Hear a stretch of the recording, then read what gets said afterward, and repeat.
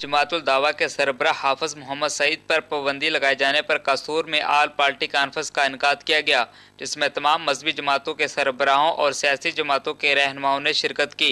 मुकर्रीन का आल party conference से खिताब करते हुए कहना था, जनाब इंसानों की हमायत को रोका जा रहा है। हम इसकी भरपूर मजम्मत करते हैं कि हाफिज मोहम्मद सईद मुसलमानों की, पाकिस्तान के हर आमो खास के दिलों की धड़कन है।